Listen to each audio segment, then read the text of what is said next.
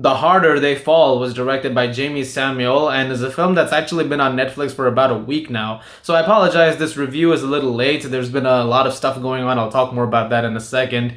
But I did see this movie last week, in fact, and I wanted to talk to you guys a little bit more in detail about it. And so without further ado, let's do that. Nat Love, played by Jonathan Majors, is an outlaw along with his gang, the Nat Love gang. They want to take down the Rufus Buck gang, which is headed by Idris Elba. But he's been in prison for a while, although not much longer because he is about to be released. And as soon as that happens, Nat Love wants to be there to make sure he puts a bullet in his head. And so Love, seeking revenge for things that happened many, many years ago, reunites his gang to take down the Buck gang once and for all, although they're not a gang that'll go down very easily. They're pretty formidable on their own. There was a lot of stuff going on in my life last week. Putting it simply, I got the Eternals review out just about.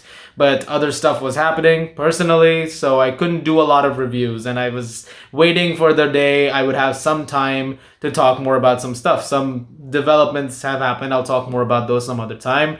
But basically, I finally found some time to talk about a few movies that I have seen over the last week or so. So you're going to see a few reviews dropping pretty much in succession right after this. This was a film, though, that might be the best one I've seen of the last few weeks. I really love this film. It's a Western film that actually feels very old school in its approach. It actually harkens back to the tone and the charismatic fun of those movies quite a bit. There's a lot of really great sequences. It's a gorgeously shot movie. It's terrifically acted as well. I think everybody really brings their A game here. Everyone's so good in the film. As far as standouts go, yes, you get some terrific performances with Jonathan Majors and Idris Elba, but someone who I really liked in this movie was Regina King. She plays one of the villains in Buck's gang, and she's menacing in this. There's a couple of moments with her. There's one scene in particular where she's talking to Stagecoach Mary, Zazie Beetz' character, and she's also really good in the movie, by the way.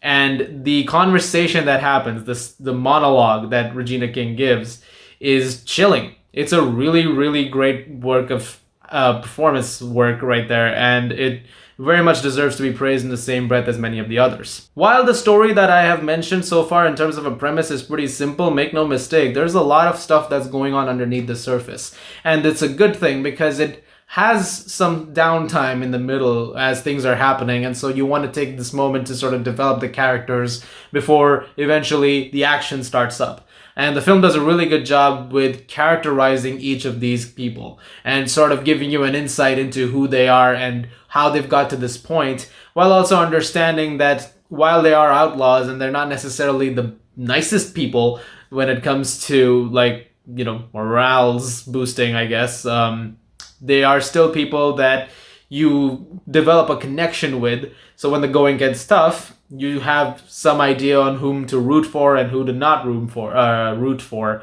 And so I think the film does a really good job in terms of that particular aspect of the storytelling. One other aspect I do need to praise, however, is the soundtrack. It is a really great one. There's some songs in particular that are used so well in certain sequences that I actually kind of want to buy the album. And I wonder, is there a physical release for this or is it just digital? Because either way, this is one of the best soundtracks, in terms of a song compilation that I've heard all year. It is damn good stuff. It has a wonderful score as well.